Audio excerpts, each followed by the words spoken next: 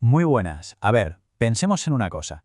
¿Y si esa idea que tenemos de que el mundo siempre va a mejor fuera en realidad una gran fantasía? Pues hoy vamos a meternos de lleno con un pensador que lo puso todo patas arriba, Oswald Spengler. Él lanzó una idea potentísima, que las civilizaciones son como nosotros, como seres vivos, o sea que nacen, crecen y sí, también mueren, y que es inevitable. Claro, lo que siempre nos han enseñado es que la historia es una línea recta, ¿verdad? Siempre hacia arriba.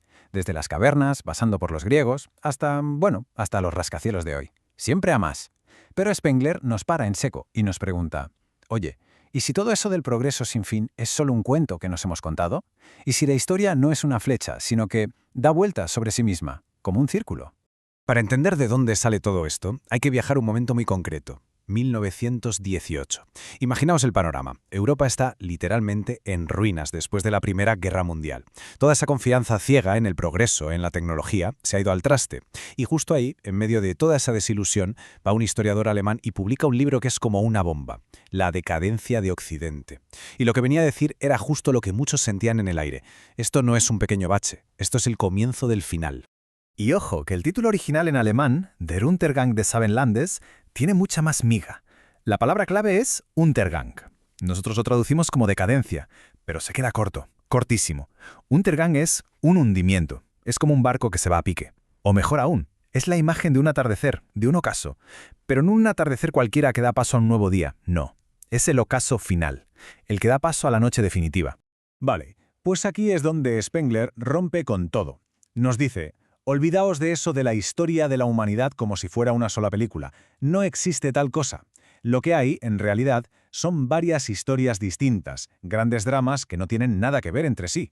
Son los ciclos de vida y muerte de unos organismos gigantes que él llamó altas culturas. Y esta es la idea clave, su metáfora central, la que lo cambia absolutamente todo.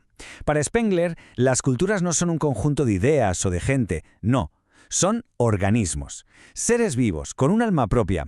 Y como cualquier ser vivo, pues tienen un ciclo vital. Nacen, crecen, florecen y, de forma totalmente inevitable, se van marchitando hasta que mueren. Cada una con su propia personalidad, por así decirlo, y con un destino ya marcado desde el principio. ¿Y este ciclo de vida cómo funciona? Pues Spengler lo compara con las 4 estaciones que se entiende muy bien. La primavera es la infancia de la cultura. Es una época mítica, superreligiosa, llena de fuerza juvenil. Luego llega el verano, que es la juventud, la plenitud. Aquí es cuando explota el gran arte, las grandes ideas. Después, el otoño, la madurez, la época del pensamiento racional, del crecimiento de las grandes ciudades. Y claro, al final llega el invierno, que es la vejez, el fin de la creatividad, cuando todo se vuelve rígido, se expande sin alma y se petrifica. Pero es que aquí viene lo más increíble de su teoría. Este ciclo de vida no dura un tiempo cualquiera. No, Spengler se pone a hacer cálculos y llega a una conclusión alucinante. Cada una de estas grandes culturas, desde que nace hasta que muere, vive más o menos lo mismo. ¿Cuánto? Unos 1000 años. 1000 años. Es como si ese fuera el tiempo que el alma de esa cultura necesita para mostrar todo lo que lleva dentro, antes de agotarse por completo. Esto, para su época, fue una auténtica revolución, porque su visión no es nada eurocéntrica. Para él, la cultura occidental, la nuestra, no es el culmen de la historia ni la más importante. ¿Qué va? Es solo una más de estas 8 grandes culturas, cada una con su propia historia, su propio valor, su propio destino, todas al mismo nivel. Bueno, y ahora llegamos al meollo de la cuestión, a la distinción que es clave para entender todo lo que dice Spengler, y es la diferencia entre cultura y civilización, porque para él no son para nada lo mismo, de hecho son polos opuestos. Una es la vida y la otra es la muerte de esa vida. Mirad, aquí se ve súper claro. La cultura, con mayúsculas, es el organismo en su plenitud, es el cuerpo vivo. Es la fase de la creatividad, del espíritu, del crecimiento. Está viva, conectada a la tierra, a la gente. En cambio, la civilización es el esqueleto. Es lo que queda cuando el cuerpo muere. Es el intelecto frío, la rigidez, el materialismo, el dinero. La creatividad se acaba y solo queda la técnica, la repetición. Es, como dice él, el cuerpo que se ha convertido en su propio fósil.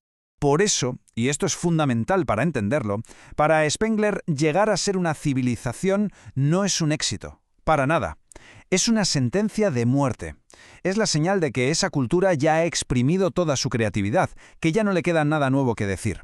Lo único que puede hacer a partir de entonces es expandirse, volverse más y más grande y rígida, hasta que finalmente se desmorona. Vale, muy bien. Pero, ¿cómo sabemos que una cultura ha entrado ya en su invierno? ¿Cuáles son las señales de que está en esa fase de civilización? Pues Spengler no se queda en la teoría. Nos da una lista de síntomas muy concretos. El primer síntoma, y esto nos sonará bastante, el crecimiento bestial de las ciudades-mundo, las megalópolis.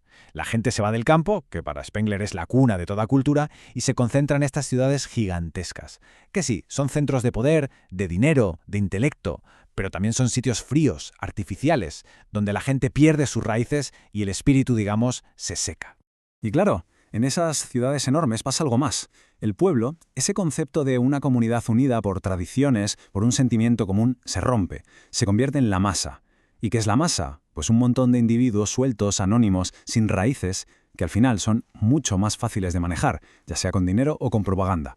La política también se ve afectada, se marchita, deja de ser algo grande, la expresión del destino de un pueblo, y se convierte en una simple técnica, en pura gestión, un juego de partidos, de elecciones, de promesas. Spengler, de hecho, veía la democracia de masas de su tiempo como un síntoma clarísimo de esta etapa final. Y el último síntoma, el que lo impregna todo en esta fase final. El imperio del dinero. Todo gira en torno a él. El poder de verdad ya no lo tienen las ideas, ni la tradición, ni la sangre. Lo tiene el que más dinero acumula. Todo, absolutamente todo, se acaba midiendo en términos económicos. El poder real lo tiene la plutocracia, o sea, el gobierno de los ricos. Claro, después de todo este análisis, la pregunta del millón es inevitable, ¿no? Si todo este modelo que ha montado tiene sentido, ¿dónde estamos nosotros? ¿En qué fase de su ciclo está nuestra cultura, la cultura occidental? Spengler le puso un nombre muy poético a nuestra cultura. La llamó Fáustica. ¿Por qué? Por el Fausto de Goethe, ese personaje que vende su alma al diablo a cambio de conocimiento y poder sin límites. Y es que, según Spengler, eso es lo que define a Occidente. Una sed insaciable por lo infinito, por ir siempre más allá. Es una pulsión que se ve en todas partes, en las agujas de las catedrales góticas que intentan tocar el cielo, en los barcos que se lanzaron a explorar el mundo entero y, por supuesto, en nuestra tecnología, que no para de intentar dominarlo todo. Y aquí llega el diagnóstico final, su veredicto.